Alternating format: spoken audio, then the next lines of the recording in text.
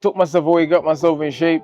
You know, cause most of the camp, I'm not in shape. I spend 3/4 of the camp getting into shape. I'm Miss Easy's fight today. I don't think so. I think I'm Miss Easy's fight today. Of course, I got a problem now because he's trying to take food out my kid's mouth, so to stop me from eating. So, hey, I have something for big guys. Yeah, it's lange. It's long. It's really good. I feel in my heart the old wolf is gonna pull a few rabbits out the hat. I've always been written off. Always been the underdog. Always been someone who's not meant to make it.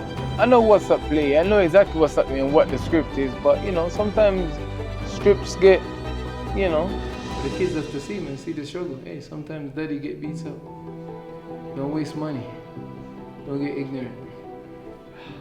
Daddy have to sweat and blood and tears for it.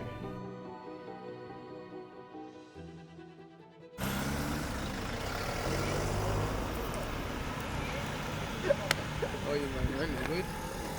Sit down, which one? How are you doing? Oh, good. You have dinner again? I have what? Dinner again? At my home. Oh, because you're Russian. That's gonna be your next noise. Forget the wolf.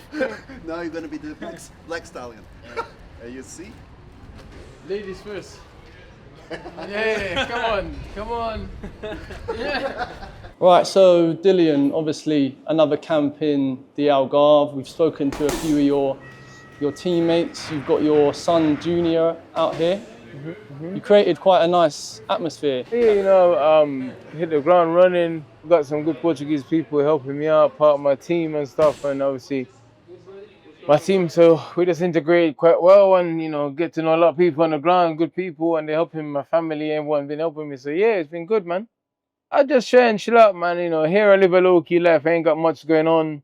You know, I got my family, my kids, my animals, and stuff, and that's it, man. That keeps me busy. You know what I mean? You know, I don't really do much. I have my friends. They're low-key, obviously. You know, my friends here, my friends in the UK, friends from America. They come visit me sometimes. Animals, gym, dirt bike. Squeeze the cup of tea. The KTM, as they say, cup of tea in Portugal. You know, it's nice, you know, obviously, him and his two little brothers at home is good, you know what I mean? It's good that they're together and stuff and living and growing, and his little brothers they grew up to not just me. See, they have a brother doing something as well, something positive, so yeah. What? That's it. I'm ready. How are you? Good? Just stay far away from me. No. Hey, I have something for big guys. I know. He's just a funny guy. No good. Me and Dillian, we are friends. We have a good time. I like to spar Dillian. It's always war, and that's why they call him the body snatcher. And yeah, I like it. You see, yeah. I can take them, but next day I'm just walking like, you know. Big deal. My present for you. Oh man. Thank you. Only Thank you. press it works. Let's see if it's comfortable. Good. Yeah, babe. Is it pressing on your nose or no? Just a little though. Maybe you need to adjust it. You need to pull it here, okay? Yeah. You need to pull it. No, but this year I have a big nose. It's okay. Hey, I wasn't gonna be the one to say it, bro. Shit. Hey, I don't want to say stuff, bro. Because I'm gonna go to Saudi. I don't want to make problems. You know, having this environment around you, the laughs, the jokes, you know, we're all making fun of each other all the time, but we all check each other too, you know, it's like we never sugarcoat anything. I gained so much experience from Dillian, and more so his mentality, and more so how calm he is, you know, under the pressure that I see from the sparring partners and the training and preparing for the big fights. I feel like Dillian is a stage where I want to get to one day. You gotta be there for what, like 5 in the morning? Yeah. Yes. You've been with Buddy for a few years now. He was talking to me about your IQ and how you've developed. What did he say? He's a stupid motherfucker. He likes to get into scraps too much. Is that what he said? Yeah, that's exactly what he said. Literally, exactly. word for word. Me personally, I saw that he has a very good boxing IQ. I think it's very underestimated. And I think that comes from sometimes when he gets hit, right away he wants to go to war, like everything goes out the window.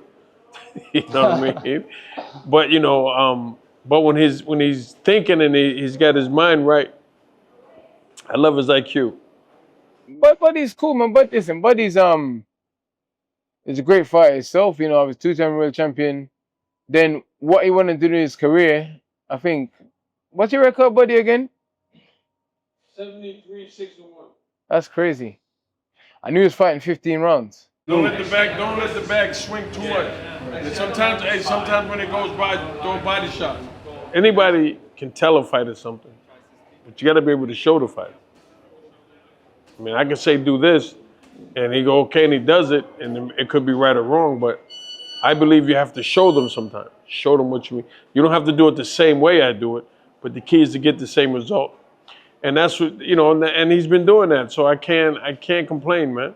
What's the biggest thing you've learnt, you know, in your time in boxing? Don't fuck about and find out. The more you fuck about, the higher the chances you're gonna find out. So I learned to stop fucking about, 'cause I don't want to find out. So yeah, that's it. I've been more quiet this time than normally. I've just been training, took myself away, got myself in shape. You know, 'cause most of the camp, I'm not in shape. I spend 3/4 of the camp getting into shape. You know, so I try and got myself in shape early, and the rest of the camp is just maintaining and learning and practicing and getting sharp and getting stronger and getting fitter, you know. So yeah. I'm just tired of I'm tired of Buddy and Magic and getting up in my ass all the time, man. I said, all right, let me handle business before they get here. So that's all I did. You know, and I just thought handle business before they got here. I'm tired of them getting up into my ass saying, this and the other. You know, they be getting onto me, bro. They be getting onto me. Sometimes I sit there and I think, bro, I'm a grown ass man, you know, bro. I'm not a kid, I'm a grown ass man with kids. But they just tell me as it is, bro. They tell me as it is. You know, and that's good to say, yeah, you're fat, bro. They just tell me as it is, you know. And I'm sometimes thinking, but you have to listen to the truth sometimes. I'll be honest, I sparred Dillian the last time when he fought against Fury, and he developed very good. Like, he's in good shape for his upcoming fight against Itauma. I think he's in great shape.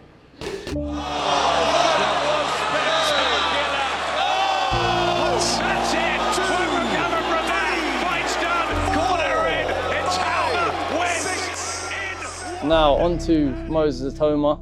How many of his fights have you actually watched? About 3 of them. I've seen 2 live and 1 on TV.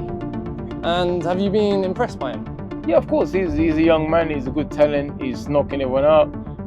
You guys compare him to Mike Tyson. So yeah, of course. You guys compare him to, you know, one of the greats of all time. So yeah, I'm impressed with him. You know, he's knocking everyone out. He's fought. He's doing great. So yeah. When you got that phone call, you know, we want you to fight Moses Itauma. First of all, what did you think? And second of all, what did you say? Well, okay, it wasn't someone that's on my radar, but he's dangerous. Nobody wants to fight him. He's a young killer. He's compared to Mike Tyson. I've always thought I'd love to go up against Mike Tyson. You know, I'd love to. We won the clock and fight Mike Tyson. So he's compared to Mike Tyson with Muhammad Ali's footwork and speed. So yeah, I'm fighting 2 generations great in one fight. So yeah, I'm his easiest fight today. I don't think so. I think I'm his easiest fight today. You know. Why do you think that? That's what the media is saying, and that's what everyone thinks. That seems to be the narrative, man. So, you know, that's it. I don't worry about the people's hype, what they say. But you think if I didn't think he would had a chance, would I spend 5 weeks here? Hell no.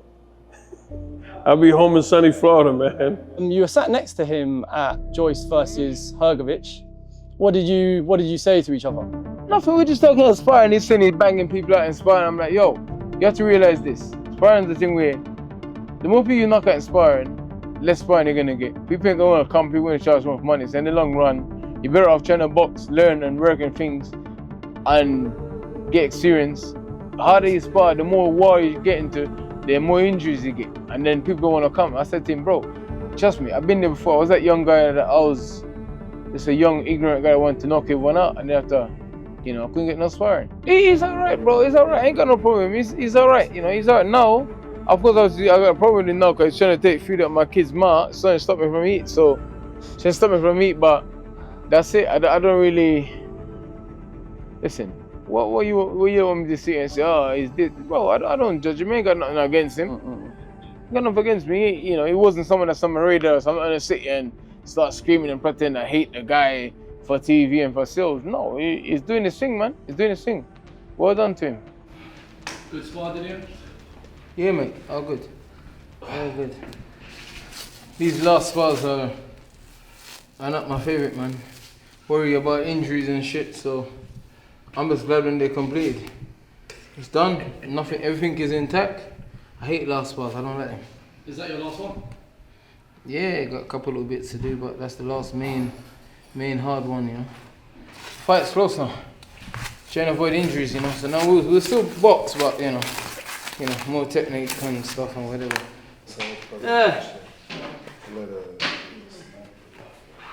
I had a good time in Germany and in Austria.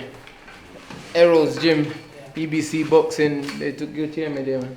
Are you started there? Yeah, I was there for dinner camp. Ah, man. Errol's my dude. Hey, Errol's a gangster, you know. You know, it used to be like a dog house sparring. You just go in, they start on Tuesday and Thursday. I was sparring 3 times a week. They was coming for me, bro. Yeah. And they was coming for me, bro. Only person who wasn't there was Christian, but everyone was there. Even that guy that beat AJ, Knee-High Mister, was there. Bro, Show you the hotel. they was coming for war, bro. He said, 9! 9! When he said 9! Wiener Schnitzel 9! Hey, don't show the Wiener Schnitzel, man. You might die. So why did such a big guy got such a small Wiener Schnitzel? That's what you always say about German. You start 9, Wiener Schnitzel, No. 9, Schlange. Yeah, ich lange. It's long, it's very good. It's the lemon. Keine Liebe. Yeah. Errol's my dude. I don't care what no one said, but he's my dude. When I tell him I was looking for a opponent, I say, hey, I have Christian Hammer. He come. He give all and I don't know, but he come. He say, he give everything for the first 8 rounds. He give everything for 1 round. I say, I quit. Because I know him. I was surprised he didn't stay for longer in the fight than me. I thought he would have spent at least 5 rounds, because he's tough. Yeah. But sometimes you have kids and you think, fuck, I'm gonna get beat up and go home to my kids fucked up. Not me though, shit. I tell the kids, daddy will be home in 2 weeks and my eye gets better. But the kids have to see, man, see the struggle. Hey, sometimes daddy get beat up. Don't waste money. Don't get ignorant. Daddy have to sweat and blood and tears for it.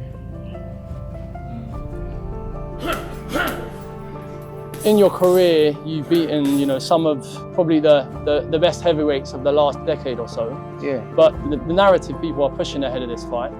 Could this potentially be your biggest or best win? All of my wins is my biggest and best win because I never had no great amateur career. I never had no big promoter. So I had to win these fights to get here. So for me, my first fight, I came off a bad knee surgery, career-ending surgery. So for me, that was the biggest win of my career. First time for the British title, it was the biggest fight of my career. I lost that. Then I come back against the journeyman. That was the biggest win of my career again. Then fought Derek for the title the second time, biggest fight of my career again. And then Riyadh. So they're all the biggest fight of my career because I had to win them. I never had no Dazn contract, no Queensberry contract, no. I never had any of these things. I've always been written off. Always been the underdog, always been someone who's not meant to make it. Listen, I didn't learn to read until I was like 15 years old. Remember when I came here, I was 13 or 14, when like 13 or something, or 12. When I went to UK, I went to the passport office to do my passport. I didn't know to spell my name. Funny enough, like literally, the guy said write your name, and I wrote a D down that I didn't know to spell the rest of it. And the guy was like, are you sure? And I said, yeah. I said, I didn't go to school, bro. I said, didn't go to school. And then that just motivated me to learn to read, and then I taught myself how to read, and then I just learned from there, and then my brain started to expand, and I realized that I'd had got school and I'd probably been a bloody professor or something. I know what's at stake. I know what's going on. Listen, I'm not an idiot. I know what's going on. I know what's at play. I know exactly what's happening and what the script is. But sometimes scripts get, the story goes. So yeah, I'm not, it is what it is, bro. He's young. He's full of beans, as they say. He's sharp. He seems to be an intelligent guy and all of this stuff. So yeah, it is what it is. Say good. Good one. Now I'm ready. Stay sharp, stay good. Recover. from being around him, he knows that everything is riding on this. He knows it. We don't talk about it because we can't, because if we talk about it, you waste unnecessary energy stressing and thinking about it. Listen, I'm technical too. People, my style is a bit awkward.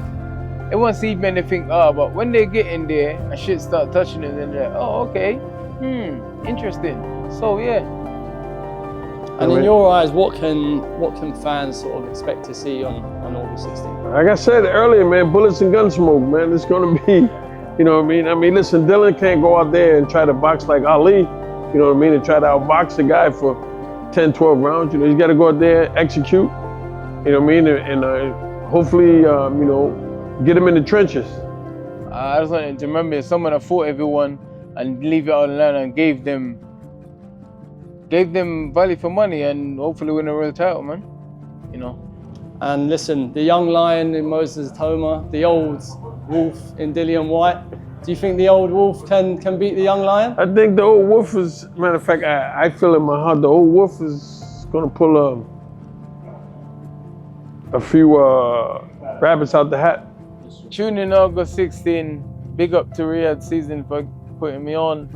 Tune in August 16 to see a good old-fashioned battle, man. You know, obviously I'm prepared to walk through the fire and flames and do what I have to do. But you never know, it might not get to that. I carry power in both hands, so let's see what happens.